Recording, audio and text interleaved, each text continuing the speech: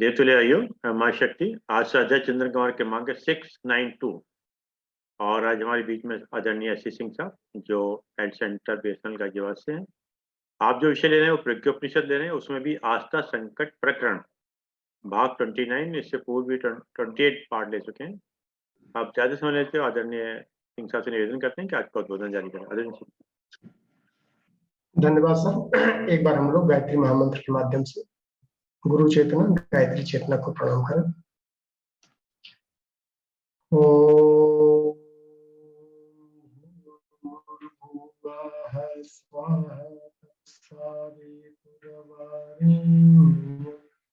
भर्गो देवस्य धीमहि धियो यो नः प्रचोदयात्। इस कक्षा में उपस्थित सभी स्नेही सुजनों साथियों को नमन बंदन। कक्षा में आप सबका हृदय से अभिनंदन। जैसा कि आज विषय के बारे में बताया गया है, आज 29वां भाग है, 29th। 2 भाग को छोड़ने के बाद 27वां अध्याय कह सकते हैं, या चौथा मंडल चल रहा है, चतुर्थ मंडल। टोटल 6 मंडल जो है प्रज्ञोपनिषद में है और हर मंडल में 7 अध्याय। तो चौथे मंडल को लेकर के 28 अध्याय हो जाएगा। तो इसका मतलब कि आज चतुर्थ मंडल का 6वां अध्याय है, जिसका नाम है आस्था संकट। क्योंकि कक्षाएं काफी पहले हुई थी, तो एक बार बेहतर होगा कि हम सब इसका रिकैप ले लेते हैं कि अभी तक 5 अध्यायों में क्या कुछ चिंतन मनन हम लोगों ने किया, और फिर 6ठे अध्याय को जो आस्था संकट का विषय है उसको भी ले लिया जाए कि इसका क्या महत्व है। जो चतुर्थ मंडल है वो देव संस्कृति खंड कहते हैं। इसमें हम भारतीय संस्कृति के गूढ़ रहस्यों को समझने का प्रयास करते हैं। महर्षि कात्यायन 17 अध्यक्ष हैं इसके। सभी ऋषियों के गूढ़ प्रश्नों का वो विधिवत उत्तर देते हैं। प्रतिदिन एक प्रश्न एक ऋषि करते हैं। और महर्षि कात्यायन एक गुरुकुल भी चलाते हैं। तो जो पहले दिन की क्लास हुई थी वो देव जिज्ञासा प्रकरण थी कि देव संस्कृति की क्या जिज्ञासा है, देव संस्कृति के बारे में एबीसीडी लोग जानना चाह रहे थे। उसके लिए लोगों ने क्या किया कि जो आसपास के गुरुकुल हैं वहां के छात्र, शिक्षक, प्रशिक्षक सभी लोगों ने कात्यायन ऋषि के गुरुकुल का एक टूर बनाया उसके दर्शन के लिए। क्यों? क्योंकि कात्यायन ऋषि का जो गुरुकुल था वो एक टकसाल था, जहां से जो स्नातक निकलते थे वो मैच्योर्ड होते थे, समुन्नत भी होते थे और चरित्रनिष्ठ भी होते थे। बहिरंग को भी सुविकसित और सुव्यवस्थित रखते थे और अंतरंग उनका बहुत ही पवित्र और परिष्कृत होता था। ऐसे स्नातक जो बाहर निकलते थे तो उस गुरुकुल में क्या कुछ प्रक्रिया थी शिक्षण की, कैसे शिक्षा दिया जाता था, उसको जानने के लिए लोगों ने आग्रह किया। और महर्षि कात्यायन ने 6-7 दिन के लिए नॉर्मल शिक्षण को रोक करके जो विशिष्ट शिक्षण पद्धति थी जिसके माध्यम से वह आदर्शनित चरित्रनिष्ठ स्नातकों को उत्पन्न करते थे, उस पर फोकस किया गया। तो देव संस्कृत जिज्ञासा में नर पशु, नर पिशाच को नर मानव, देव मानव, महामानव और ऋषि स्तर की सत्ताएं बनाने की जो विधा थी उसी को देव संस्कृति कहते हैं। वो क्या विधा थी, उस पर जो प्रकाश डाले थे महर्षि कात्यायन। उन्होंने कहा था कि समग्रता में शिक्षण करना होता है। हमारे शिक्षण जब एकांगी होते हैं, जब सिर्फ पेट भरू शिक्षा देते हैं कि करियर में पेट कैसे भरेगा, जीवन जो है वो खुशियों से कैसे भरेगा, तो एकांगी शिक्षण होता है। हमें चरित्र को भी प्रखर बनाना होता है, तो उसके लिए दीक्षा की जरूरत पड़ती है। शिक्षा में सीख होती है और दीक्षा में दर्शन होता है। हमारे चरित्र में उसका दर्शन जब होने लगता है तो हम कहते हैं कि हम दीक्षित भी हैं। तो शिक्षित होना और शिक्षित होने के साथ दीक्षित होना, तो शिक्षा और विद्या दोनों को समग्रता में लेकर के जो शिक्षण किया जाता है वही देव संस्कृति का रिकमेंडेशन होता है और उसी के आधार पर नर पशु से महामानव देवमानव बनाने की परंपरा चलती है। और उसके साथ में भौतिकी के साथ में आत्मिकी का भी अध्ययन अध्यापन वहां पर कराया जाता था और उसके माध्यम से जो भौतिकी की वैज्ञानिकता है उसका आत्मिकी का क्या आधार है और उसी के आधार पर जो वहां से स्नातक निकलते थे वो चरित्रवान होते थे, चरित्रनिष्ठ होते थे और जिस समाज में जाते थे वो समाज भी उत्कृष्टता की तरफ बढ़ता था। यही उद्देश्य लेकर के, यही क्रिया पद्धति लेकर के महर्षि कात्यायन अपने गुरुकुल को चलाते थे। इसीलिए उनका गुरुकुल सर्वश्रेष्ठ गुरुकुलों में एक था और टकसाल था। दूसरे दिन का जो प्रश्न था, पहले दिन के प्रश्न करता थे ऋतंभर ऋषि, जिनकी देव संस्कृति के प्रति जिज्ञासा होकर के ये सारे प्रश्न रखे थे महर्षि कात्यायन के सामने, जो सत्वाध्यक्ष थे। दूसरे दिन के ऋषि जो थे महर्षि आरण्यक थे, जिन्होंने वर्णाश्रम धर्म के बारे में, कि वर्णाश्रम धर्म जो है वो देव संस्कृति, भारतीय संस्कृति की रीढ़ है, बैकबोन है, इसके बारे में प्रश्न किया था, इसकी क्या महत्ता है। और उस पर जो भारतीय संस्कृति का मेरुदंड है उसके दो पार्ट डिवाइड किए गए थे। एक वर्ण जो 4 थे और वर्णों को जो 4 वर्ण बनाए गए थे, ब्राह्मण, क्षत्रिय, वैश्य और शूद्र। ये गुण कर्म स्वभाव के ऊपर आधारित था, न कि जन्म के ऊपर आधारित था कि कहाँ आप पैदा हुए, इससे कोई लेना देना नहीं। हर व्यक्ति के अपनी अपनी खोपड़ी होती है, अपने अपने विचार होते हैं, अपने अपने स्वभाव होते हैं, अपने अपने गुण कर्म होते हैं। उसके आधार पर जो फैकल्टी का चयन किया जाता था, उसके आधार पर 4 वर्णों को देव संस्कृति ने रिकमेंड किया है। और जो आश्रमों की व्यवस्था थी वो आयुष के आधार पर कर्मों को बांटा जाता था। और आयुष के आधार पर जब विभाजन किया जाए नॉर्मल कोर्स में, तो एक ब्रह्मचर्य आश्रम जिसमें बल विद्या संस्कारों को वृद्धि की जाती थी, और दूसरा था गृहस्थ आश्रम जहां परिवार व्यवस्था को समर्थता और सम्मान दिया जाता था। तीसरा था वानप्रस्थ आश्रम और चौथा था संन्यास आश्रम। इसमें अगर वर्ण व्यवस्था देखा जाए तो गुण कर्म स्वभाव के आधार पर समाज जो है वो 4 वर्गों में विभाजित था। जो सबसे बड़ा दायित्व होता था वो ज्ञान होता था, और ज्ञान की जो साधना करते थे उनको ब्राह्मण बोलते थे। वो तपस्वी नेचर के होते थे, कहीं भी पैदा हो इससे मतलब नहीं है, उनके गुण में, उनके कर्म में, उनके स्वभाव में तपोनिष्ठ होना जरूरी था। अनुभव के आधार पर वो ज्ञान अर्जित करते थे, उसी को विद्वान बोलते थे, और अपने ज्ञान के माध्यम से समाज का शोधन करते थे। समाज में फैली हुई कुरीतियों को, अज्ञानता को दूर करने का जो दायित्व था वो ब्राह्मण वर्ग पर था। और दूसरा, जो पौरुष के साथ में चलते थे, सामर्थ्य और शक्ति के साथ में चलते थे, उस वर्ग को क्षत्रिय कहते थे। और इनकी जो व्यवस्था थी वो न्याय व्यवस्था थी, कि आसक्ति और अन्याय से उत्पन्न जो समस्याएं समाज में आती थी उनका परिमार्जन करना ये क्षत्रिय संगत जो वर्ण थे उनके दायित्व थे। तीसरा वर्ग जो वैश्य का होता था, इसमें समृद्धि प्रधानता दी जाती थी। समृद्धि प्रधानता का मतलब बिजनेस करना, खेती करना, इस तरह के जो भी कृषि कार्य, पशुपालन करना, ये सारे दायित्व जिनके पास रहता था उस समाज के उस वर्ग को वैश्य कहते थे।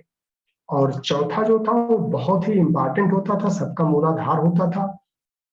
वो शारीरिक श्रम के माध्यम से समाज का उन्नयन करते थे। और चारों जो वर्ण थे अपने आप में चारों महत्वपूर्ण थे, किसी में ऊंच नीच का कोई भेद नहीं होता था। ये वर्ण व्यवस्था जो है गुणकर्म स्वभाव के आधार पर। और अगर हम आयुष के आधार पर देखें तो जो 4 आश्रम बनाए गए थे, ब्रह्मचर्य, गृहस्थ, वानप्रस्थ और संन्यास, इससे 4 समाज के जो अंग होते थे उनका निर्माण होता था। पहला जो मूल होता था वो व्यक्ति निर्माण, व्यक्तित्व का निर्माण ब्रह्मचर्य आश्रम में। क्योंकि व्यक्ति ही सबका मूलाधार होता था। तो बल विद्या संस्कारों के माध्यम से जो व्यक्ति का निर्माण होता था उसको ब्रह्मचार्य आश्रम बोलते थे। फिर परिवार का जो निर्माण होता था उसको गृहस्थ आश्रम बोलते थे। फिर तीसरे नंबर पर जो उत्तरार्ध हमारा आता था उसमें अर्जन करने के बाद बजाय हम सुनियोजन करते थे अपनी शक्तियों का, अपनी समृद्धि का, अपने सामर्थ्य का, ज्ञान का, समाज के कल्याण के लिए, तो वानप्रस्थ लेना होता था लोगों को और वानप्रस्थ के माध्यम से उस समाज का निर्माण करते थे। और जब परिपक्वता आ जाती थी इन तीनों आश्रमों के माध्यम से, तब वो सम्यक नाश उनका हो जाता था और मस्तिष्क उनका संभाव में रहता था, तो राष्ट्र निर्माण की भूमिका सशक्त और समर्थ ढंग से करते थे। ये रहा हमारे आश्रम और वर्ण की व्यवस्था। इसमें प्रश्नकर्ता थे महर्षि आरण्यक और इसका समाधान देने वाले महर्षि कात्यायन जो सत्राध्यक्ष थे। उसके बाद जो तीसरे दिन की कक्षा हुई थी वो रावण के नाना महर्षि पुलस्त ने प्रश्न किया था, संस्कार पर्वों का क्या महत्व है देव संस्कृति में।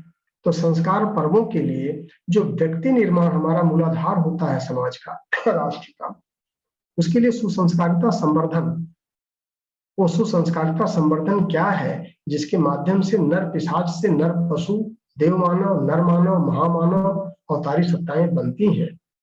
उस सुसंस्कारिता संवर्धन की फिलॉसफी के ऊपर महर्षि कात्यायन ने प्रकाश डाला था।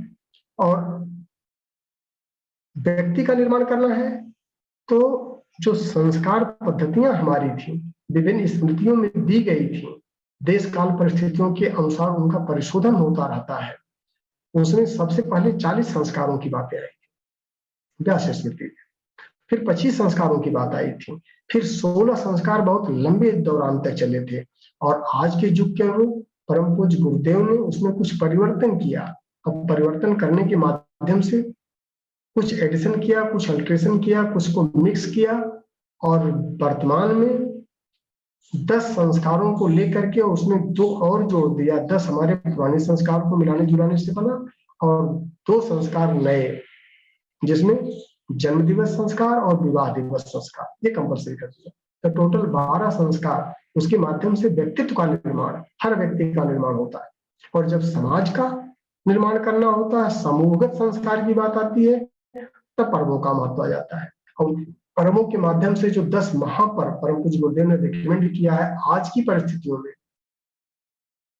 तो उसमें बसंत पंचमी से लेकर के और दीपावली होली तक टोटल पूरे साल में 10 संस्कार जो समाज के कराए जाते हैं। तो समाज के सभी वर्गों का सामूहिक परिमार्जन होता है। उसमें परम पूजन और परम पूजन के साथ मिलन और शिक्षण और सूत सौनक परंपरा के तहत एक शिक्षक जो है वो पूरे समाज को शिक्षित करता था और सौनक ऋषि समाज की आवश्यकता के अनुसार प्रश्नों को रखते थे कि देश काल परिस्थितियों के अनुसार किस तरह की चुनौतियां समाज में है, उनका उत्तर दिया जाता था। तो पर्वों में जो पर्व सेलिब्रेशन होते थे तो समाजगत सामूहिकता की संस्कार का सुनियोजन किया जाता था। और उसके बाद जब हम चौथे दिन में चलते हैं तो सांडिल्य ऋषि है, जहां पर तीर्थ देवालय प्रकरण आता है कि देवालयों की स्थापना की क्या जरूरत पड़ रही थी देव संस्कृति में और तीर्थों का क्या महत्व। तो उसमें महर्षि सांडिल्य के प्रश्न का जो जवाब देते हैं महर्षि कात्यायन, तो सबसे पहले प्रतीक उपासना की साइंस बताते हैं, उसका दर्शन क्या है कि प्रतीक उपासना साकार उपासना के माध्यम से निराकार की तरफ जब हम बढ़ते हैं और चेतना का चूंकि कोई फोटो नहीं होता है, तो जीवन के गूढ़ रहस्यों को, आत्मिकी के गूढ़ रहस्यों को समझने समझाने का जो तरीका होता था वो मूर्तियों के माध्यम से होता था। वहीं से साकार उपासना शुरू हुई और साकार उपासना के माध्यम से हम अपना निर्माण करते थे, अपने चरित्र का निर्माण करते थे। और जो देवालय थे, गुरुकुल थे, आरण्यक थे, आश्रम थे, ये क्षेत्रीय स्तर पर जो चलाए जाते थे, तो जो ज्ञानी वर्ग था जिसे हम ब्राह्मण कहते थे और वानप्रस्थी होते थे, विद्वान होते थे, उनको चूंकि क्षेत्रीय होता था तो मंडलेश्वर भी कहा जा सकता। तो इनके संचालन में देवालयों की स्थापना की गई थी और इसमें छोटे छोटे स्तर पर, क्षेत्रीय स्तर पर समाज का शिक्षण किया जाता था। और जब बड़े स्तर पर लेते थे हम, जैसे यूनिवर्सिटीज के कॉन्सेप्ट, कई मंडलों को मिला करके जब एक बड़ा स्थल बनाया जाता था, उसको तीर्थ कहते थे, और उसका उद्देश्य बृहत्तर क्षेत्र में शिक्षण देना। और उस शिक्षण में महामंडलेश्वर होते थे, संत होते थे, तपस्वी होते थे, ऋषि मुनि स्तर की जो सत्ताएं थी, उनके रुकने की, वहां पर शिक्षण पद्धति की, इन सब की व्यवस्था होती थी। और वहां पर जो तीर्थ यात्रा उस समय में की जाती थी, वो पद यात्रा के माध्यम से पूरे समाज का शिक्षण करते हुए फिर वहां पर वो निवास करते थे। और चूंकि ये दिव्य स्थल बनता था, तो यहाँ पर जो आमजन होते थे वो भी जाकर के उसका लाभ लेते थे। और ब्राह्मण, संत, तपस्वी, साधु तीर्थाटन पर जाकर के पूरे समाज को सही दिशा देने का जो उनके कंधों पर एक भार था, वो समाज के भारवाहक भी थे, उद्धारक भी थे। तो संत सुधारक सहित वहीं से उत्पन्न होते थे। और इसके माध्यम से तीर्थ देवालय प्रकरण का स्वाध्याय हम लोगों ने किया था। फिर लास्ट टाइम जो क्लास हुई थी वो हुआ था मरणोत्तर जीवन प्रकरण। महर्षि भृगु प्रश्नकर्ता थे और महर्षि कात्यायन जो सत्राध्यक्ष थे, उन्होंने उसका उत्तर दिया था।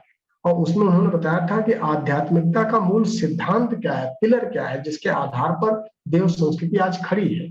तो 4 सिद्धांत उन्होंने बताया था। इसी के आधार पर हम आत्मिकी का मनन, चिंतन और रिसर्च करते रहते हैं, शोध करते रहते हैं। वो 4 आधार क्या है? पहला आधार है आत्मा अजर और अमर है। इस सिद्धांत को हमको मान करके ही चलना पड़ेगा, तभी हम देव संस्कृति को समझ पाएंगे। दूसरा आधार, चूंकि ये शरीर जिसको हम लेके चल रहे हैं, सत्कर्म दुष्कर्म जिसे संपन्न कर रहे हैं, ये शरीर पैदा हुआ है इसलिए मरेगा, नश्वर है, ये अजर और अमर नहीं है, परिवर्तनशील है। और तीसरा आधार कर्म फल का सुनिश्चित सिद्धांत है। उसमें टाइम जो भी लगे, उसकी एक फिलॉसफी है, उसका एक दर्शन है। ये भारतीय संस्कृति का मूल है। और तीसरा मरणोत्तर जीवन की सुनिश्चित संभावना कि आत्मा अजर और अमर है, कर्मफल हमारे कैरी ऑन होते हैं, कैरी फॉरवर्ड हो जाएंगे। इन्हीं 4 के मूल आधार पर देव संस्कृति में आत्मिकी का अन्वेषण किया जाता है। इस पर चर्चा हुई थी। और फिर जो लोग शरीर छोड़ देते हैं, चूंकि शरीर नश्वर है, तो उनकी जीवात्मा जो है वो किस स्वरूप में रहती है, उस पर चर्चा हुई थी। तो मनुष्येतर जो योनियां है, उसमें नंबर 1 पर आती है पितर योनि। उससे ज्यादा जो श्रेष्ठ कर्म किए रहते हैं कर्मफल के अनुसार, उनको मुक्त योनि मिलती है। और मुक्त योनि के ऊपर देव योनियां हैं, और वो सब हमारे कर्मों के ऊपर आधारित होती है। और उससे श्रेष्ठ प्रजापति योनि, जहां पर सृष्टि के सुसंचालन की व्यवस्था जिनके हाथों में दी जाती है, उनकी प्रतिभा के अनुसार, उनके सत्कर्मों के अनुसार, उनके व्यक्तित्व के अनुसार वो उसमें प्रमोट करते हैं। तो ये मरणोत्तर योनियों की चर्चा हुई थी। उसके बाद जो संतति बच रही है, उनके क्या कर्तव्य है मरणोत्तर जीवन में? तो उनका श्राद्ध, तर्पण, पिंडदान, सत्कर्म, संस्कार, देवत्व का जागरण कैसे उनको करना होता है, ताकि स्वार्थपरता को त्याग करके परमार्थ परायणता के माध्यम से अपने जीवन को भी धन्य करें, प्लस जो उनके पूर्वज जो पितर बन चुके हैं, मुक्त हो चुके हैं, देव योनि में चले गए हैं,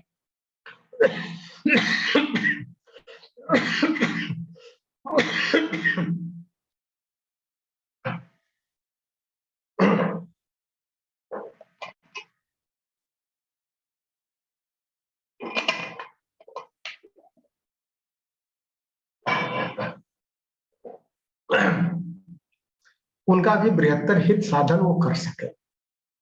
जो संतति है उनके क्या दायित्व बनते हैं, और जो जा चुके हैं उनके कर्मों के परिणाम स्वरूप उनको किस योनियों में जाना होता है, इन पर हम लोगों ने गहन चर्चा किया था। और जो आज 6वां अध्याय है, जिस पर आज चर्चा विशेष रूप से करनी है, वो है आस्था संकट प्रकरण। अब आस्था संकट क्या है, इसको थोड़ा सा जानने की आवश्यकता है। आज के जो ऋषि हैं प्रश्नकर्ता, वो है महर्षि कणाद। कणाद इतने बड़े तपस्वी थे, जो कणाद ऋषि के बारे में जानकारी है, एटॉमिक साइंस के जनक माने जाते हैं। और जो खेत में किसान अपनी फसल को काट करके उठा ले जाते थे, उसके बाद जो कुछ फूल से कुछ कण बचे रह जाते थे जमीन पर, उस कणों को बीन करके अपनी जीविकोपार्जन करने वाले संत थे महर्षि कणाद। और विवेक की पराकाष्ठा पर बैठ करके ग्रहों के बारे में, नक्षत्रों के बारे में, एटॉमिक साइंस के बारे में, ये उनका शोध का विषय था। तो चूंकि साइंस के मूल में वो रिसर्च करते थे, तो उनके प्रश्न भी बड़े तीखे होते थे। और जब महर्षि कणाद का लिया जाए, तो जो नॉर्मल आध्यात्मिकी का सिद्धांत है, ये तो उनके समझ में आ गया था। आध्यात्मिकी का, आत्मिक का सिद्धांत क्या है? जो हमारी देव संस्कृति, भारतीय संस्कृति, उसमें उत्कृष्ट चिंतन, आदर्श चरित्र और शालीन व्यवहार, ये मूलाधार होता है हमारी भारतीय संस्कृति का। और इसी को अपना करके मानवीय गरिमा के अनुरूप जो मान्यताएं और भावनाएं हमारे अंदर प्रदीप्त होती हैं, उसी से सनातन धर्म में मानवीय गुणों का विकास होता है। इसका कॉन्सेप्ट तो इन्होंने थ्योरेटिकल क्लियर कर लिया था, इसमें कहीं कोई दो राय नहीं बन रही थी। अब उनका जो प्रश्न था 17 अध्यक्ष महर्षि कात्यायन से कि हे भगवान, ये कॉन्सेप्ट तो क्लियर हो गया है, लेकिन आज की परिस्थितियों में इतना अचूक आध्यात्मिकी का उपाय होने के बाद भी धर्म के नाम पर इतने जो विग्रह खड़े हो रहे हैं, आजकल संस्कृतियों में जो टकराहट हो रही है, इसका क्या कारण है? और जहां पर हम चिंतन, चरित्र और व्यवहार की बात करते हैं, उसमें उत्कृष्टता और शालीनता की बात करते हैं। ऐसा शिक्षण देने के बाद मानवीय गरिमा अपने निम्नतम अवस्था पर कैसे जा पहुंची है? आज धर्म के नाम पर दुनिया भर के विग्रह खड़े हो रहे हैं। मरने मारने पर समाज उतारू हो गया है। एक व्यक्ति की बात नहीं है, समूह की बात आ रही है। इसकी क्या फिलॉसफी है? इसमें क्या चुनौतियां हैं? इसके कारण क्या है? इनका समाधान क्या है? क्यों ऐसा हो रहा है? अगर देव संस्कृति इतनी सॉलिड है, इसके सिद्धांत इतने मजबूत है, अकाट्य है, तो फिर इसका हश्र इस स्वरूप में क्यों है? प्रश्न उनके बहुत अच्छे होते हैं, विज्ञान सम्मत है। अब उसी का उत्तर 17 अध्यक्ष महर्षि कात्यायन दे रहे हैं। उनका कहना है कि कोई भी वस्तु कितनी ही अच्छी क्यों न हो, कालांतर में उसके ऊपर जरा जीर्णता का स्वाभाविक गुण आना है। ये स्वभावता है, क्योंकि समय के साथ में देश काल परिस्थितियां बदलती हैं, जरा जीर्णता का आना स्वाभाविक है। चाहे प्राणी हो, चाहे मकान हो, चाहे भोजन हो, शरीर हो, प्रथाएं हो, प्रचलन हो, मान्यताएं हो, इन सब में परिवर्तन आना स्वाभाविक है, चाहे वो कितना श्रेष्ठ क्यों हो।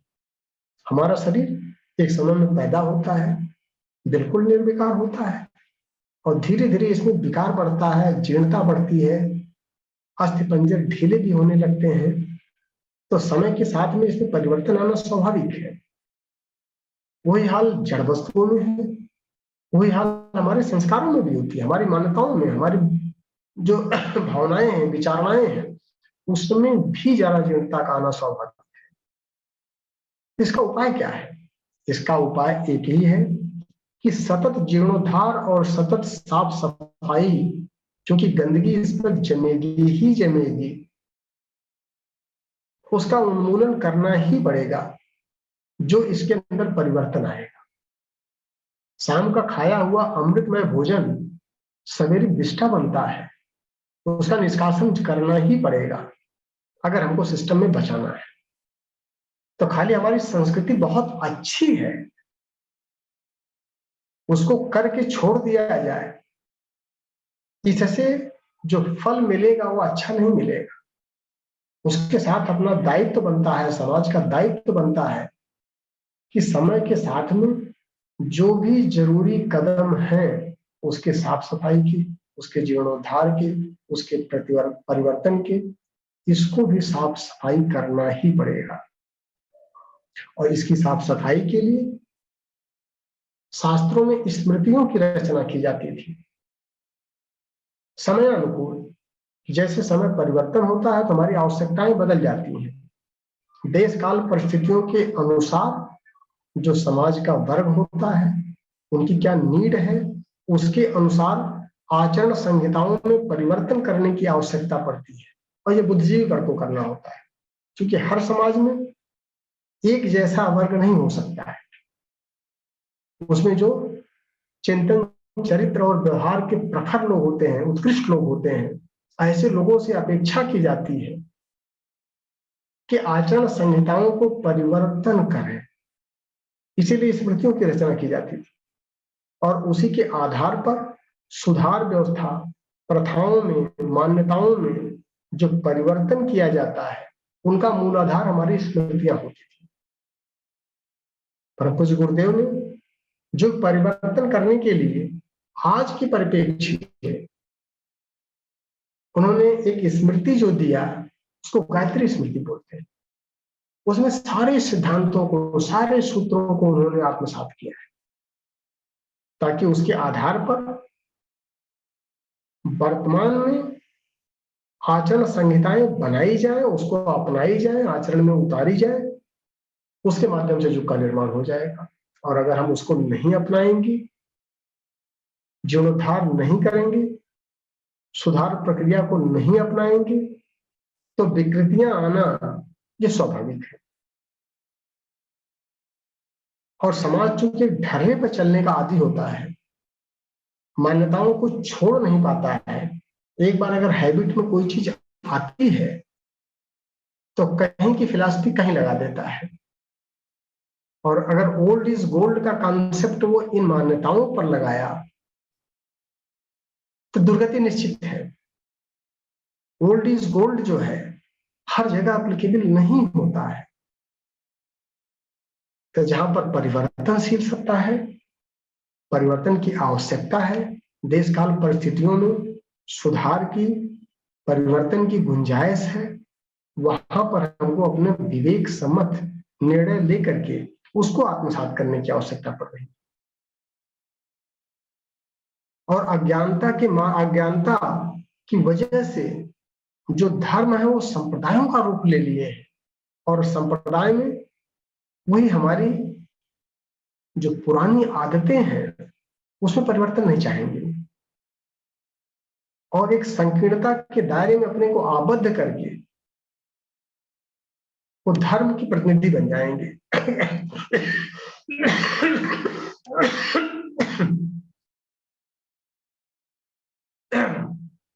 और तमाम सामाजिक विकृतियां उन संप्रदायों में घुस जाती हैं। उसको सर्वश्रेष्ठ मान के चलते हैं, एक बाउंड्री के अंदर ही उनकी सोच हो पाती है। और वहां पर अपनी सोच को विस्तृत करना होता है, युग के अनुरूप परिवर्तन की आवश्यकता पड़ती है। वो धर्म के रास्ते से भटक जाते हैं, वो संप्रदायवाद में चले जाते हैं। और यहां पर सार्वभौमिक धर्म की बात की जाए,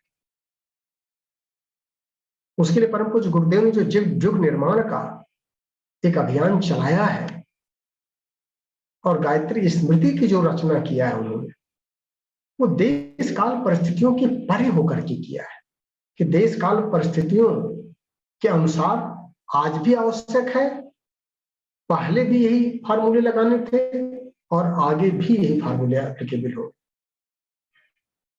क्योंकि विज्ञान सम्मत है। और यही बुद्धिजीवी वर्ग का दायित्व बनता है कि परिवर्तन प्रकृति का नियम है और चूंकि देश काल परिस्थितियों के अनुसार हमारी मान्यताएं, प्रथाएं, दुष्प्रवृत्तियां ये जन्म लेंगी ही लेंगी, उनका निराकरण का क्या उपाय हो सकता है?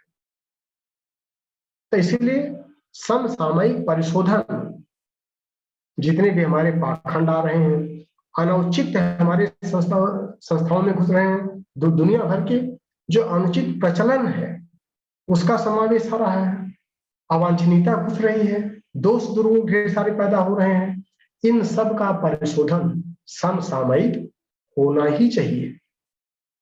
और जो विवेकशील वर्ग है उसका दायित्व तो बनता है कि चिंतन के आधार पर जो उस देश काल परिस्थितियों के अनुसार आचरण संहिता की आवश्यकता है उसको बना करके इन दुरपसंधियों से अपने को दूर रखें, इनका परिशोधन करें।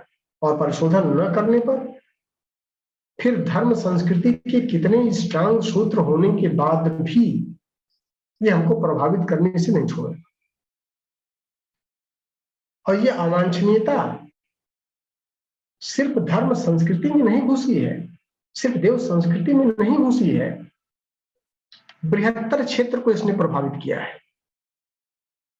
चाहे नैतिक क्षेत्र हो, चाहे बौद्धिक क्षेत्र हो, सामाजिक क्षेत्र हो, व्यक्तिगत स्तर पर हर इंसान इससे प्रभावित होता है, सिर्फ एक क्षेत्र का मैटर नहीं आता है। इसलिए इस प्रभाव से अपने को दूर करने के लिए इसमें सुधार, परिवर्तन, इन प्रक्रियाओं का सतत अभ्यास होते रहना पड़े। आज ये विकृतियां क्या घुसी हैं समाज में जिसकी आवश्यकता है, अगर उस पर चिंतन किया जाए तो सबसे बड़ी जो विकृति घुस गई है अपने यहां, भिक्षा व्यवसाय। एक ऑर्गेनाइज वे में भिक्षा व्यवसाय चल रहा है, चाहे उसको दान का स्वरूप ले, चाहे जो भी स्वरूप ले, ये अकर्मण्यता को बढ़ावा देता है। हर व्यक्ति को चरित्रनिष्ठ होकर के अपने को मजबूत करना होता है, और एक एक व्यक्ति अगर मजबूत हो जाता है तो सामूहिकता में जो काम करता है उस श्रद्धा विश्वास के साथ जो एकजुटता आती है, अंतःकरण के स्तर पर जो एकजुटता आती है, उसे समाज का निर्माण होता है। लेकिन भिक्षा वृत्ति को बढ़ावा नहीं मिलता है। आज बुद्धिजीवी वर्ग भिक्षा वृत्ति में आगे आ गया, एनजीओ के नाम पर न जाने कहां से कहां लोग जा रहे हैं। इसको भी जन जागृति के माध्यम से रोकने की आवश्यकता है। खाली सरकारी तंत्र ही काफी नहीं है। दूसरी एक जो समस्या आ गई है राष्ट्र में, जातिगत जो हमारे भेद आ गए हैं, जातियों को जन्म के आधार पर मान करके उसकी जो राजनीति चल रही है, समाज में एक जो द्वेषत्व पैदा हो रहा है। जातियां पहले भी थी, लेकिन वो जातियां गुण कर्म स्वभाव के आधार पर थी। डॉक्टर्स की जाति, इंजीनियर्स की जाति, वैज्ञानिक की जाति, मैनेजर्स की जाति, इनकम टैक्स ऑफिसर्स की जाति, उसके आधार पर कॉलोनियों का निर्माण होता था। इस कॉलोनी में इस तरह के लोग रहते हैं, तो जिनका गुण कर्म स्वभाव मिलता था उनकी सामूहिकता को जाति कहते थे, न कि उस आधार पर कि कौन कहां पैदा हुआ है उसको एक जाति में डाल दिया, और वहां पर भी ऊंचे नीचे का भाव डाल दिया। ये उच्च जाति के हैं, निम्न जाति के हैं। ये आज के समाज के लिए कर्स बन गया है। पर्दा प्रथा इतने स्ट्राइक के बाद भी आज समाप्त नहीं हो पा रही है। आधी आबादी हमारी इसी पॉइंट पर हैंडीकैप्ड है कि वो अपने स्वतंत्र चिंतन का, अपने विवेक का स्वयं इस्तेमाल नहीं कर पा रहे। उनके ऊपर बैन लगा दिया गया है, अघोषित कर्फ्यू टाइप की कंडीशन है। अभिव्यक्ति की स्वतंत्रता तक नहीं है, सोचने की स्वतंत्रता नहीं है। फिर समाज गतिशील कैसे हो पाएगा? ये जो समस्याएं आज की डेट में आई हैं, विवाहों में अपव्यय की पराकाष्ठा, अपने शान शौकत का प्रदर्शन करने के लिए ये समाज का धन जो है इसका दुरुपयोग हो रहा है। एक व्यक्ति अपने अहंकार का पोषण करने के लिए, क्या उसको समाज को गर्त में ले जाने का अधिकार है? नहीं है। जन चेतना इसके ऊपर काम करनी चाहिए। ये पूरे समाज का दायित्व तो बनता है। ऐसे लोगों का तिरस्कार भी होना चाहिए, सम्मान नहीं होना चाहिए। जो समाज के हित में, राष्ट्र के हित में अगर अपने स्वभाव में परिवर्तन नहीं लाते हैं तो उनको हे दृष्टि देखने की आवश्यकता है।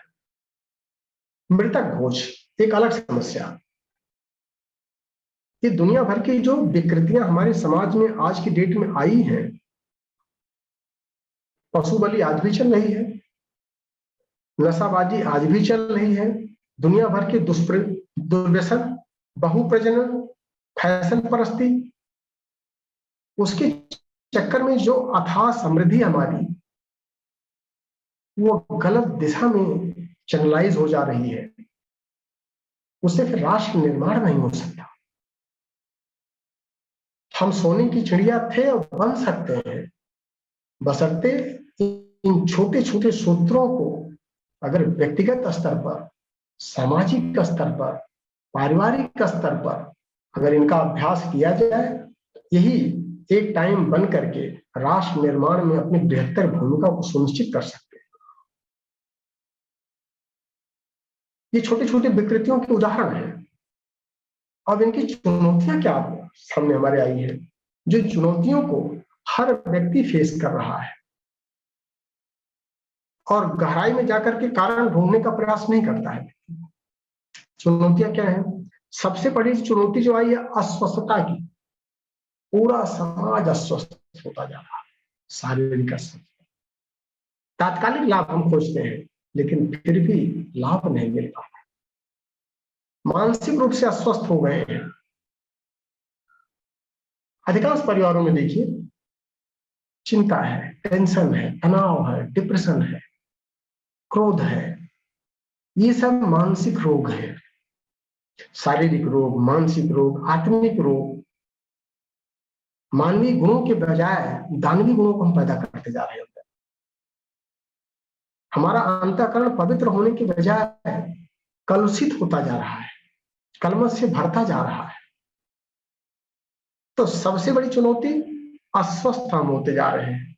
दूसरी चुनौती क्या गई है? अविश्वास समाज में खूब बढ़ रहा है। मनुष्य मनुष्य के ऊपर विश्वास नहीं कर रहा है, इसलिए असुरक्षा की भावना। हमारे अपने बच्चे अगर घर से बाहर जाते हैं तो हम असुरक्षित महसूस करते हैं इंसानों से, जानवरों से नहीं। ये इसी का निष्कर्ष है, इसी का निचोड़ है, इसी के बाई प्रोडक्ट्स हैं ये सब। परिवार के अंदर कलह, क्लेश, दुनिया भर के रोग, विग्रह, ये सब उत्पन्न हो रहे हैं। भाई भाई में मनोमालिन्यता बढ़ रही है। इंसान इंसान तो छोड़िए,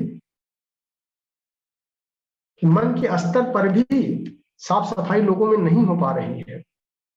संकीर्ण स्वार्थपरता इस कदर हावी होती जा रही है कि दूसरे का खून करने में अगर हमारी स्वार्थपरता सिद्ध हो जाती है तो इस अपराध प्रवृत्ति को भी खूब बढ़ावा मिल रहा है समाज में। एक आतंक का माहौल चल पड़ा है। अपराध प्रवृत्ति में एकाएक जो इतनी वृद्धि आ रही है, इन सब के पीछे ये जो परिवर्तन की आवश्यकता पड़ रही है, जहां पर सुधार नहीं हो पाया, वर्तमान स्मृतियों का एप्लीकेशन नहीं किया गया, समाज के हर वर्ग के ऊपर कंधे का ये दायित्व है, उसको लेने की आवश्यकता है। कि मानवीय मस्तिष्क में जो अविश्वास की धारणाएं उत्पन्न हुई हैं, व्यक्ति व्यक्ति में, ये सबसे बड़ा संकट है। और इसके कारण में अगर हम जाते हैं, समस्याओं का स्वरूप देख लिया गया। समस्याओं से जो उत्पन्न चुनौतियां हैं, जिससे हर व्यक्ति दुखित है, परेशान है, असुरक्षित महसूस कर रहा है, डरा हुआ है, इस धरती पर जहां पर स्वर्ग बनाने की बात हम कर रहे हैं। तो उसके कारण में अगर जाए हम कि कारण क्या है, तो सबसे पहला जो कारण निकल के आता है कि कितनी भी मजबूत हमारी संस्कृति, देव संस्कृति, भारतीय संस्कृति क्यों न हो, समसामयिक जो संशोधन करना था, परिवर्तन करना है, सतत अभ्यास करना है, उस पाठ पर हम कहीं न कहीं आलस और प्रमाद से गुजर रहे हैं। सुधार प्रक्रिया का जो एक रास्ता है वो अवरुद्ध हो गया है। अंधविश्वास को बढ़ावा मिल रहा है, हैबिट के चलते हमारे कुसंस्कारों में वो आ गया है। दुराग्रही प्रवृत्ति और दुष्प्रवृत्तियों को प्रश्रय मिलता जा रहा है। ये दायित्व जो बनता है वो समाज का जो सूक्ष्मदर्शी विवेकवान वर्ग है, जिसको संत, शहीद और सुधारक की संज्ञा दी जाती है, उनके कंधों पर समाज के नेतृत्व का दायित्व रहता है कि वो अगर अपने दायित्व को संभाल लें तो फिर ये समाज, ये धरती जो परम पूज्य गुरुदेव की कल्पना के अनुरूप है, स्वर्ग जैसा माहौल यहाँ पर हो जाएगा। अब इसके अगर साइंस में जाएं, इसके दर्शन में जाएं, इसका कारण पॉइंट है कहां पर, उस कारण में जाएं, तो जो देव संस्कृति का एक आधार है, वो आधार मानवीय श्रद्धा और विवेक बुद्धि, और दोनों के मूल में है आस्था, जो हमारे अंतःकरण का विषय है, जहां पर मन, बुद्धि, चित्त, अहंकार, ये चार तत्व उत्पन्न होते हैं। उस अंतःकरण का जो मूलाधार है वो है आस्था, जिसका दो स्वरूप बाहर निकल के आता है। एक होता है मानवीय श्रद्धा और दूसरा होता है प्रज्ञा या विवेक बुद्धि। अब विवेक बुद्धि में आप ये देखें कि विज्ञान के साथ में बुद्धिवाद तो बढ़ा, तर्क, वितर्क, कुतर्क, इसको प्रश्रय खूब मिला, इसमें विकास खूब हुआ, लेकिन ये विकास फिर एकांगी हो गया। और जो मानवीय श्रद्धा है, अंतःकरण में जो आत्मीयता का, सरसता का समावेश बढ़ाती है हमारे संस्कारों में, हमारे गुणों में, ताकि हम मानवीय गरिमा के महत्व को बढ़ा सकें, उसको आचरण में आत्मसात कर सकें, उस पॉइंट पर कहीं न कहीं हम पीछे हो गए। और अगर दो टांग पर हमारी आस्था खड़ी है, एक श्रद्धा और एक विवेक, विज्ञान को तो बढ़ावा मिला, भौतिक विज्ञान की दिशा में हम काफी आगे गए, लेकिन जो आत्मिकी के क्षेत्र में अगर हम पीछे रह गए, ये समाज पूरी तरह से असंतुलन का शिकार हो गया। और असंतुलन का कारण आत्मिकी के क्षेत्र में, जहां पर आत्मिकी का क्षेत्र श्रद्धा से युक्त होता है, श्रद्धा पर आधारित होता है, और उसी से नवीनता और सृजनात्मक शक्ति का निर्माण होता है। तो नई नई चुनौतियों के लिए जो सृजन शक्ति है वो अगर हमारे पास नहीं रहेगी, तो ऐसी स्थिति में प्रमोद जी अभी क्लास ले रहे हैं और ये भी फोन करते हैं, रिंग बैक कर रहे हैं। ठीक है।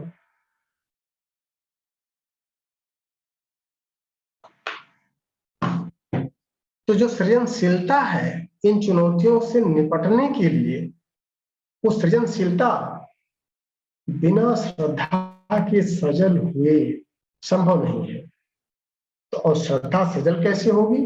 जब हम आत्मिकी के क्षेत्र में विकास करेंगे, आध्यात्मिकता के क्षेत्र में अग्रणी भूमिका निभाने लगेंगे, और जब हमारी शिक्षण व्यवस्था एकांगी नहीं रहेगी, तभी सुधार, परिवर्तन संभव हो पाएगा।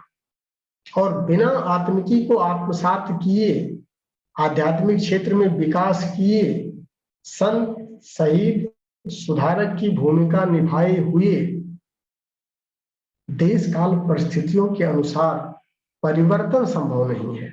इसलिए जरूरी है। और उसका असर क्या पड़ा?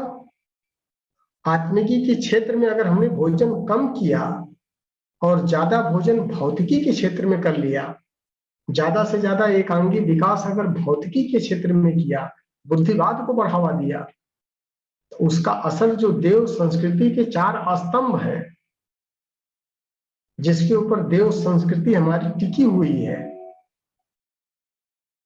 जिस पर श्रद्धा को पोषण मिलता है, वो 4 स्तंभ आत्मा की अजरता अमरता, शरीर की नश्वरता, कर्मफल का सुनिश्चित सिद्धांत और मरणोत्तर जीवन की सुनिश्चित संभावना, ये चारों जो है बुरी तरह से लड़खड़ा जाते हैं, ये प्रभावित हो जाते हैं जब हम बुद्धिवाद को बढ़ावा देते हैं। और इसी को लड़खड़ाने को ही, क्योंकि ये अंतःकरण का विषय है, आस्था हमारी प्रभावित हो जाती है और उसी से पूरे तंत्र को दिशा मिलती है। इसी को आस्था संकट कहते हैं। और सारी समस्याओं की जड़ में कहीं न कहीं आस्था संकट ही है। और आस्थाहीन समाज कभी भी सदगति संभव नहीं है आस्थाहीन समाज की। और आस्थाहीन समाज में ईश्वर पर, धर्म पर, कर्मफल पर, आत्मा पर, नैतिकता पर, मर्यादा पर, इन सब पर विश्वास हट जाता है, क्योंकि तात्कालिक बुद्धि को प्रमाण चाहिए और इनका प्रमाण आप दे नहीं सकते हैं। कर्मफल के सुनिश्चित सिद्धांत का प्रमाण आप तुरंत दे नहीं सकते हैं, ईश्वर को तुरंत दिखा नहीं सकते हैं, मरणोत्तर जीवन प्रकरण को समझा नहीं सकते हैं, आत्मा की अमरता को दिखाया नहीं जा सकता है। और ये सबके केंद्र में श्रद्धा होती है। इसलिए आप देखें, गोस्वामी तुलसीदास जी ने जब आज के युग के लिए एक आचरण संहिता दिया मानस के रूप में कि राम अगर हमारे आदर्श है और रामचरित मानस की हम रचना कर रहे हैं, तो सबसे पहला आधार उन्होंने श्रद्धा और विश्वास का ही दिया। जहां पर समाज को नई दिशा देने के लिए, मनुष्य को देवता बनाने के लिए जो आचरण संहिताएं हैं, उनके आधार पर जो शास्त्र निर्मित हैं, उन सबका गहन अध्ययन किया, उन्होंने आत्मसात भी किया और शुरुआत ही किया मानस की रचना में। नाना पुराण निगमागम सम्मतम यत् रामायणे क्वच दनितोपि स्वांतः सुखा तुलसी रघुनाथ गाथा भाषा निबंध मंजुल मापनोति। सारे शास्त्रों का, पुराणों का, वेदों का, सबका गहन अध्ययन करने के बाद उनका निचोड़ निष्कर्ष आम जन की सरल अवधि भाषा में करने के लिए आधार क्या दिया? श्रद्धा विश्वास के रूप में ही भवानी और शंकर को उन्होंने आवाहित किया। आज समाज में शिव परिवार की उपासना सबसे ज्यादा होती है, सबसे ज्यादा होती है। उसी पर हमारी संस्कृति चल रही है। हर घर में कोई न कोई शिव परिवार का एक सदस्य जरूर पूजनीय होता है, चाहे हम गणेश के रूप में लें, चाहे दुर्गा के रूप में लें, चाहे नंदी के रूप में लें, चाहे शिव के रूप में लें, कार्तिकेय के रूप में लें। शक्तियों का पूजन ही शाक्त, क्योंकि हमारी संस्कृति शाक्त है, शक्ति के उपासक हम हैं। तो शक्ति के उपासक मतलब शिव की आराधना, और शिव को उन्होंने श्रद्धा और विश्वास के रूप में ही लेकर के पहले पेज पर ही स्थान दिया, उनको आवाहित किया। और हमारी अगर श्रद्धा प्रभावित हो गई तो आस्था संकट आना है, और आस्था संकट अगर आया तो आत्मिकी प्रभावित हो जाएगी, हमारा कारण शरीर चौपट हो जाएगा। फिर बुद्धिवाद जो है वो गलत दिशा में लेकर के पूरे जीवन को चला जाएगा। और अनास्था जो है भीषणतम असुर है। आज जन जन के चिंतन में, उसके चरित्र में, उसके व्यवहार में ये परिलक्षित हो रहा है। यही आस्था संकट हम लोग बच्चों को दिशा बुद्धि से देने का प्रयास करते हैं, इसलिए वो प्रभावी नहीं होता है। और जब उसको आचरण के माध्यम से आत्म का आस्वाद करके श्रद्धा और विश्वास के रूप में जब बच्चे हमारे ऊपर विश्वास करने लगे, और आस्था और विश्वास ये हमारे अंतःकरण का विषय है, बुद्धि का विषय नहीं है, मन का विषय नहीं है। उस अंतःकरण को पवित्र बनाने की साधना करनी होती है। इसके लिए क्या करना चाहिए? भौतिक विज्ञान के साथ साथ अध्यात्म विज्ञान का शिक्षण अपने लिए, परिवार के लिए, समाज के लिए। जब तक इसकी व्यवस्था सुनिश्चित नहीं होगी, जब तक हम अपने आचरण में परिवर्तन नहीं करेंगे, और इसी अभियान को चलाने के लिए, क्योंकि सारी समस्याएं आस्था संकट से उत्पन्न हो रही हैं, परम पूज्य गुरुदेव ने प्रज्ञा अभियान चलाया। और प्रज्ञा अभियान में सूत्र क्या लिया? श्रद्धा हमारी सजल हो जाए। आत्मीयता का विकास करके ही आप किसी के अंदर परिवर्तन कर सकते हैं। दुष्ट से दुष्ट व्यक्ति भी सज्जन हो सकता है, संत सुधारक शहीद की भूमिका निभा सकता है, सिर्फ आत्मीयता का प्रसार करके। प्रेम के माध्यम से उसकी दुष्प्रवृत्तियां गल जाती है। और आस्था संकट के केंद्र बिंदु में हमारी श्रद्धा की सजलता का न होना।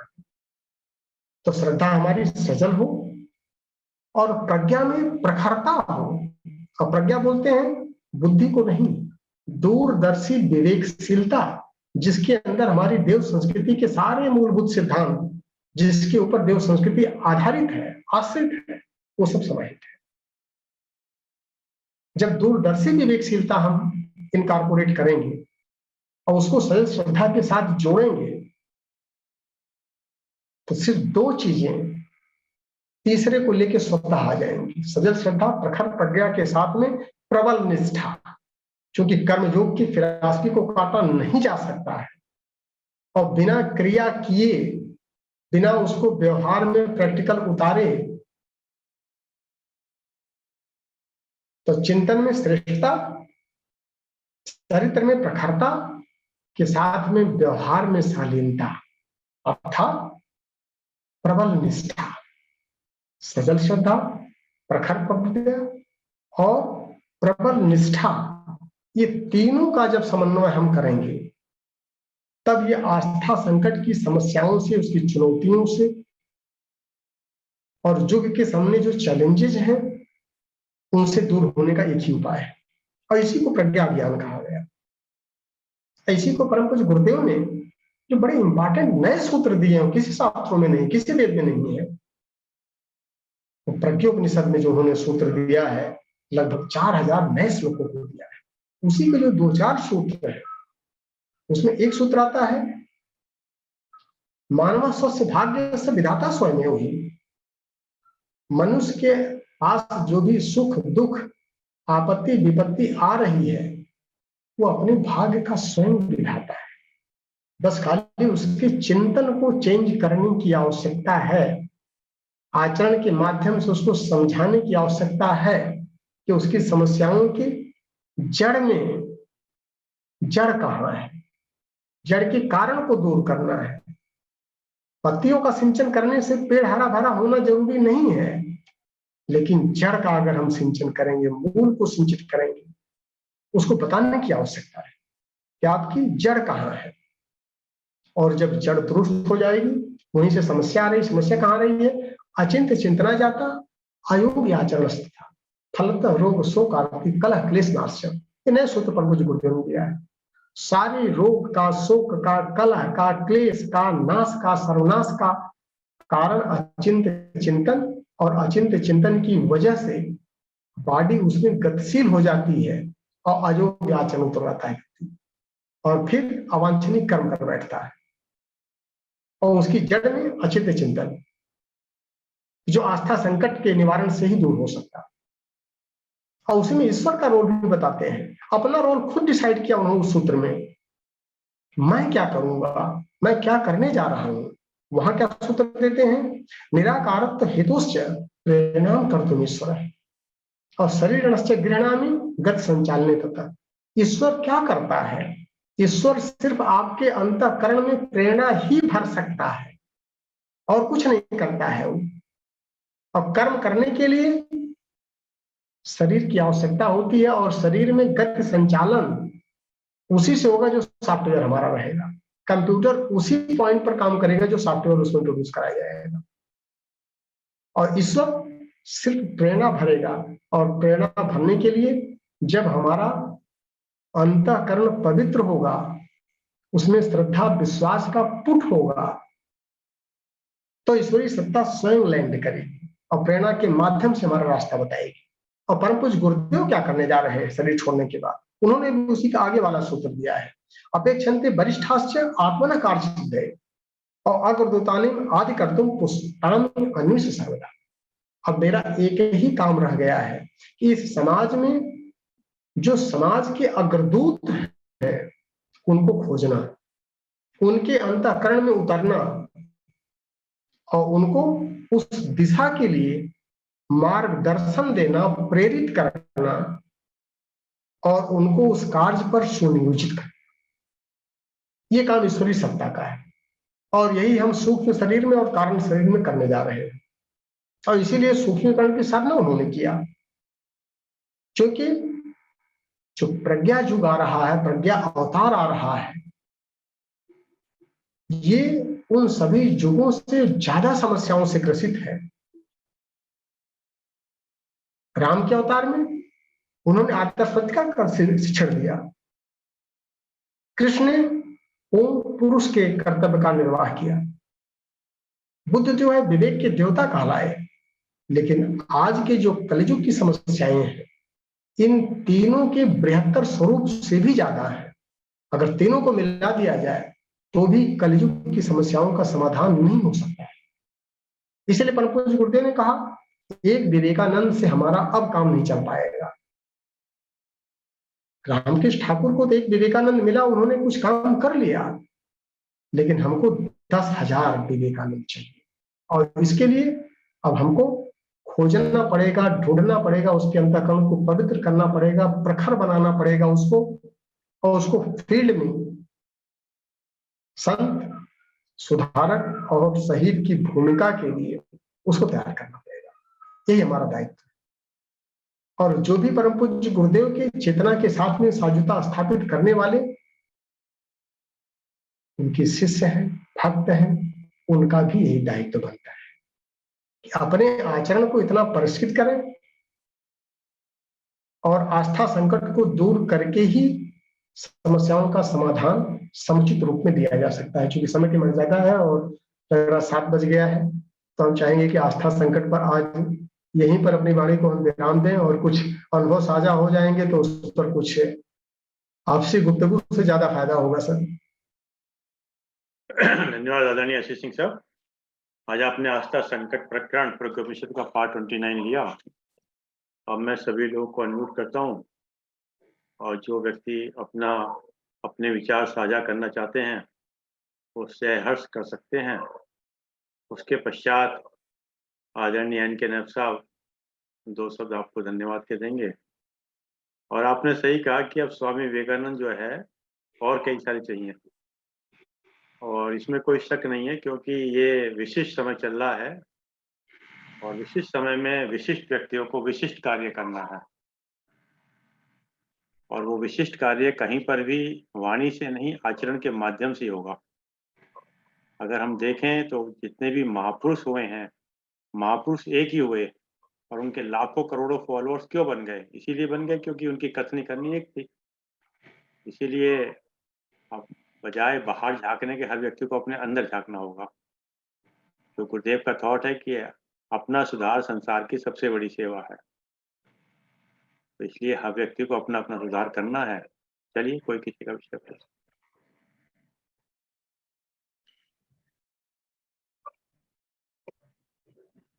चलिए, आज हमको नेव साहब का आवाज सुनने को मिलेगा बहुत दिन के बाद। नेब क्योंकि साहब तो आपके समय बहुत नहीं दे मुरीद पाते हैं, हैं। लेकिन नेव साहब के आज दर्शन हो गए। प्रणाम सर। नेब साहब तो आपके बेहद मुरीद हैं सर। सर कुछ इधर ऐसी चीजें बुझा रहा हूँ और उलझा हुआ हूँ अभी भी, बस यूं समझिए। आज मैंने पक्का सोचा था बैठूंगा, दोपहर में ही आ गया और आके पता नहीं कैसे टीवी देखते देखते नींद लगी, देखा एकदम 6:15, भागा आते ही फोन करके बैठ गया सुना जाए। वाकई में आज आपका बड़ा सामयिक था। कोई प्रश्न उत्तर हो तो कर ले, उसके बाद फिर मैं बोलूंगा, अच्छा लगेगा। ठीक है सर, बड़ा सुंदर आज का आपका था। बाकी लोग अपने वीडियो को ऑन कर लें तो ज्यादा अच्छा रहेगा। ये सब लोग पर्दे के पीछे रहते हैं, आपके जितने संगी साथी हैं मैंने देखा। सब साधक है सर, बड़े बड़े स्तर के साधक हैं, और ये लोग ये साधना कर रहे हैं, इसमें कहीं पर तो कुछ इसका आवश्यकता मतलब पड़ती है ये तो मान के मार्गदर्शन चलें कि समय समय पर जिन्होंने देते रहते हैं। नहीं, जिन्होंने खोल रखा वो निम्न स्तर के साधक हैं, जिनके वीडियो ऑन है। रखे हैं वो तो फिर अब बाहर आ गए हैं, और ये पर्दे के पीछे भी पर्दा प्रथा पे चर्चा चली थी ना। नहीं, मैं तो ये कह रहा हूँ जिन्होंने खोल रखे वो निम्न स्तर के साधक, इसका मतलब ये हुआ ना क्यों नहीं सर, सारे उच्च स्तर के साधक हैं। उच्च स्तर के साधक पर्दे के पीछे हैं और निम्न स्तर के साधक पर्दे के बाहर हैं। तो सर पर्दे के पीछे और पर्दे के बाहर दोनों स्वरूपों में साधक काम करते हैं। यही तो आस्था की प्रॉब्लम है, यही तो आस्था प्रकरण है। नहीं तो दीप के पत्थर भी होते हैं, कुछ ऊपर के पत्थर भी होते, पत्थर तो दोनों ही है ना, सब कामयाब तो हम। बिल्कुल सही है, बिल्कुल सही है सर। और वो ये है कि पत्थर जो है कुछ ऊपर दिखाई पड़ता है, 3 किलोमीटर लिखा रहता है, कुछ उसके नीचे दबा रहता है, महत्व दोनों का है सर। इस पर आस्था रखी जाए। बिल्कुल सही है। संकट ही उत्पन्न हो गया। वाह वाह सिंह साहब, नमस्कार नमस्कार। प्रणाम सर, प्रणाम सर। बस, आपने आस्था के संकट पर बहुत अच्छा कहा, और ये जो कहा कि हमें 10,000 विवेकानंद चाहिए, ये सच में अच्छा टारगेट आपने दिया है लोगों को। नहीं, हमारा टारगेट नहीं है, ये परम पूज्य गुरुदेव का टारगेट था सर। उन्होंने 10,000 हीरो के हार की बात किया था कि हमारा जो अब आवश्यकता हमको है 10,000 हीरो के हार देने की। तो अपने शिष्यों से उन्होंने यही दक्षिणा मांगा है कि 10,000 हीरे के हारों में कम से कम एक हीरा तो बन के दिखाओ। और एक व्यक्ति कोई पहुंच भी गया था 10,000 हीरो का हार लेकर के, तो कहे बेटा मेरे को ये वाले पत्थर क्या करेंगे लेकर के, हमको तो वो हीरे चाहिए कि जो जिंदा हो, समाज का कल्याण करें, राष्ट्र का निर्माण करें, युग का निर्माण करें। ऐसे हीरे बन करके हमारे बच्चे जब दिखाएंगे तो उस हार में हम चाह रहे हैं कि एक पत्थर बन जाए। हम घर लोग घर तो रावण, पत्थर इतने राम कहाँ से लाऊं।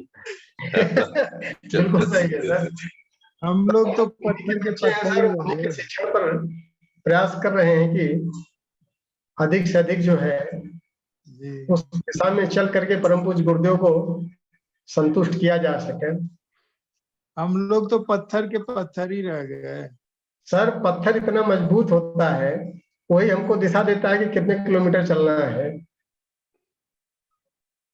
और एक्चुअली उसमें जो चौधरी जमीन के चौधरी नीचे साहब, रहता है, जो दिखाई नहीं पड़ता, वो तो और मजबूत होता है सर।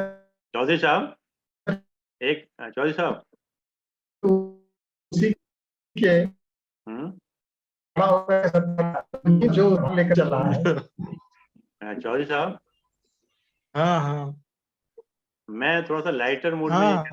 लाइटर मूड में कहना चाहूंगा कि जिन पत्थरों को अता की थी धड़कने हमने, जिन पत्थरों को अता की थी धड़कने हमने, जब बोलने लगे तो हम ही बरस बरस पड़े। तो पत्थर भी देखने पड़ेंगे किस तरह के हैं।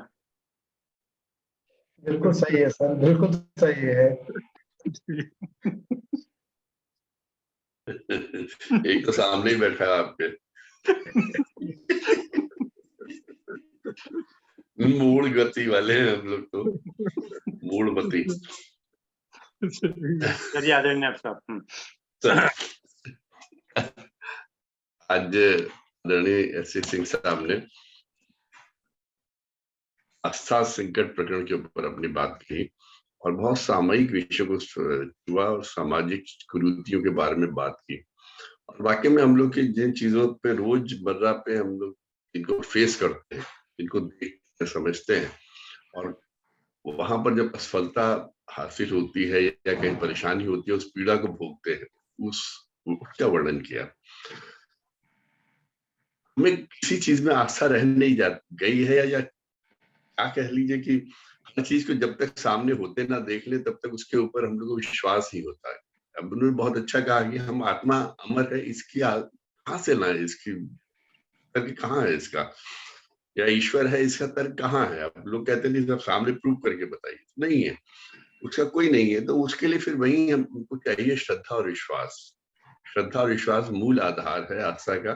अगर ये दो चीजें आ गई तो फिर हम लोग के जो आस्था का संकट है वो धीरे धीरे समाप्त हो जाएगा। इन्होंने कई आज मतलब जब से मैंने सुनना शुरू किया, इन्होंने बहुत अच्छे कहना चाहिए ऐसे विषय के लिए बोल दिया, जैसे भिक्षा की बात की इन्होंने। हमने सोचा भिक्षावृत्ति की बात के लिए, उस पर उन्होंने एनजीओ की बात की। तो इस बात को कहने के लिए भी हिम्मत चाहिए कि आज की तारीख में हम लोग एनजीओ बनाते हैं सिर्फ इसलिए कि हम लोग को बिना प्रयास किए धन प्राप्त हो सके। और कहना चाहिए व्हाइट कॉलर भिक्षावृत्ति, एनजीओ बना लेना व्हाइट कॉलर भिक्षावृत्ति के साथ। हम भिक्षुक भी नहीं लगना चाहते, भिक्षा मांगना भी नहीं चाहते, लेकिन भिक्षा भी चाहिए और हम कुछ काम नहीं करना चाहते। इस तरह की सामाजिक कुरीतियों को उन्होंने जैसे स्वस्थता की बात की, सही बात है। आज की तारीख में हमारा पूरा समाज पूरी तरह स्वस्थ है, और शारीरिक अस्वस्थता तो अपनी एक तरफ है, कोरोना आया चला गया, वायरस आएंगे चले जाएंगे, हड्डी पड्डी टूटेगी, ये होगा वो होगा। मानसिक और आत्मिक अस्वस्थता है, इसको दूर करने के लिए हमको वाकई में बृहद स्तर पे कार्य करना, और उसके लिए हम लोग को विवेकानंद जी की भी जरूरत है, राम की भी जरूरत है, कृष्ण की भी जरूरत है। उनके बिना हम लोग की मानसिक सिर्फ ये टेंशन होना, बात बात पे हर चीज पे अरे बड़ा परेशानी, ये होना, अविश्वास होना, परिवारों के बीच में अविश्वास होना, मित्र और दूसरे संबंधियों की बात छोड़िए, भाई भाई के बीच अविश्वास होना, भाई बहन के बीच अविश्वास होना, पति पत्नी के बीच विश्वास होना, पिता पुत्र के बीच अविश्वास होना, ये अविश्वास की अजीब सी पराकाष्ठाएं आ गई। लेकिन आज आपने इन सामाजिक विषयों को चुना और इसके ऊपर आपने एक धीरे से हल्का सा अपना संबोधन दिया। गहन विश्लेषण की बातें, और इनके एक एक बात के ऊपर हम लोग पूरा पूरा लेक्चर कर सकते हैं। आपके आज के संबोधन से मतलब अंदर कहीं ना कहीं हिलने वाली बात है। और जो आपने सबसे बड़ी बात कही कि को दूर करना है, और वाकई में हम लोग विवेकानंद बनना कोई बहुत मुश्किल नहीं है, अगर हम जो कहते हैं और जो चाहते लोग करें उसको स्वयं आचरण के द्वारा प्रस्तुत।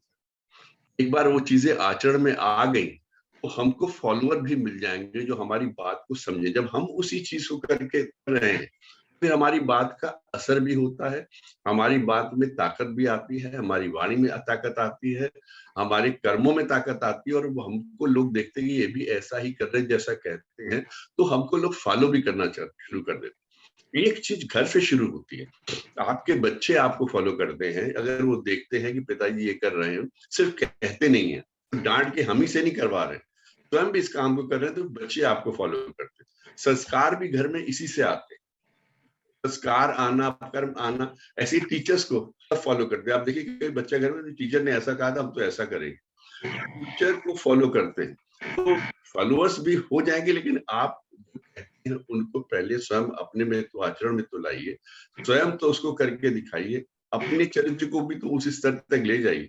हम एक्सपेक्ट करते हैं कि सामने वाला झूठ ना बोले, सामने वाला घूस ना ले, सामने वाला ये ना करे, सामने वाला वो ना करे। हमने क्या किया, और जो हम करते हैं उसका पूरा पूरा चरित्र हमारे व्यक्तित्व के ऊपर, हमारे चेहरे के ऊपर, हमारे आचरण के ऊपर आता है।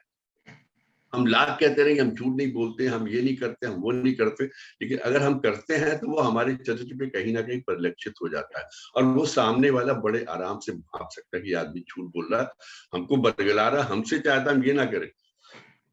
जैसे बहुत लाइटर बोर्ड में कहा एक बड़ा सुंदर आया था कि स्वामी जी थे, वो कह रहे थे हम लोग को मोबाइल ने हमारा समय खा लिया है, मोबाइल ने हमारे साथ ये कर दिया है, सारा दिन बच्चे मोबाइल में लगे रहते हैं, और अंत में कहने लगे कि मेरा ये YouTube चैनल है, आप सबसे अनुरोध है कि आप इस YouTube चैनल को सब्सक्राइब करिए और लाइक करिए और बहुत ज्यादा लोगों तक इसको भेजिए। मतलब आपने अंत में जितना कहा वो सब पूरा बराबर कर दिया। आपके आचरण में वो चीज नहीं है, आप दूसरों से चाहते हो ऐसा करें, आप चाहते हो कि अब ये सब धन में कुछ नहीं रखा, ये पूरा मिट्टी है, सोना कुछ नहीं है, इन सब से पाप की गठरी है, और उसके बाद चाहते हैं कि वो सब लाके आपके चरणों में धर दे और खुद वो वहां पे संत बन जाए, आप वहां पे संत बन के। ऐसे विवेकानंद नहीं चाहिए, ऐसे संत नहीं चाहिए। हमको जो चीज कहते हैं वो आचरण में लाने वाले लोग चाहिए। आज आपने जितना आप भी मैंने सुना वो बहुत हृदय को उद्वेलित करने वाला था, मस्तिष्क को हिलाने वाला था।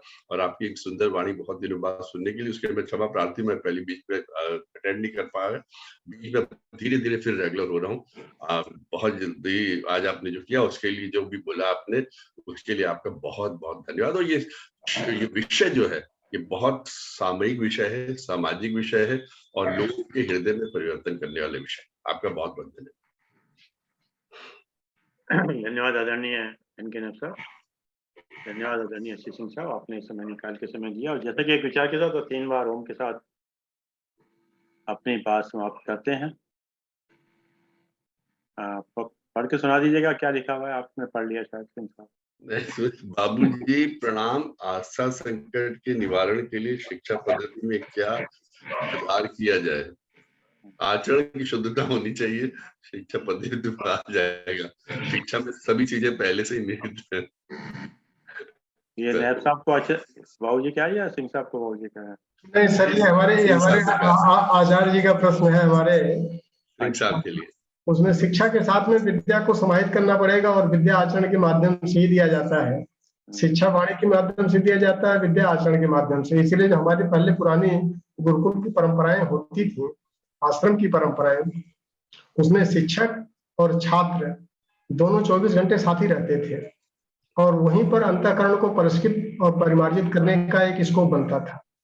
आजकल चूंकि हम शिक्षा की बात कर रहे हैं तो कुछ समय के लिए बच्चे जाते हैं और सब्जेक्ट पढ़ के चले आते हैं, लेकिन विद्या को नहीं पढ़ पाते हैं। तो संस्कारों के लिए परम पूज्य गुरुदेव ने इसीलिए दिया कि हम लोग हॉस्टल्स की व्यवस्था अगर कर रहे हैं तो हॉस्टल में आचरण वाले शिक्षकों को रखा जाए कि जो आचरण के माध्यम से विद्या का शोधन करें।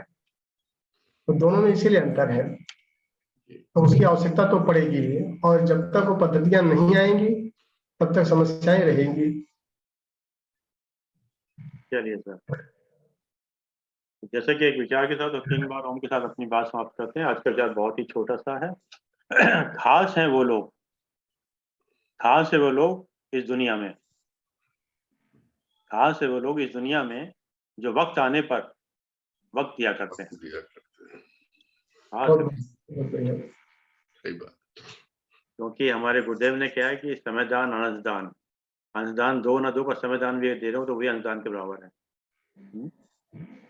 तो जो एनजीओ के अंदर अंशदान ना देके समयदान दे रहे हैं वो भी काफी चलेगा। चलिए साहब,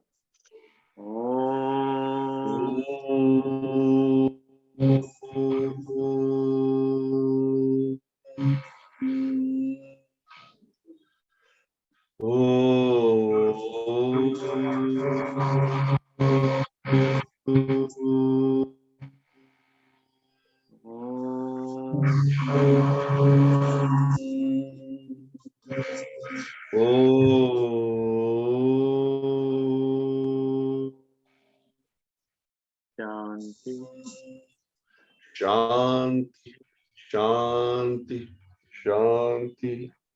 सभी को प्रणाम, सभी को।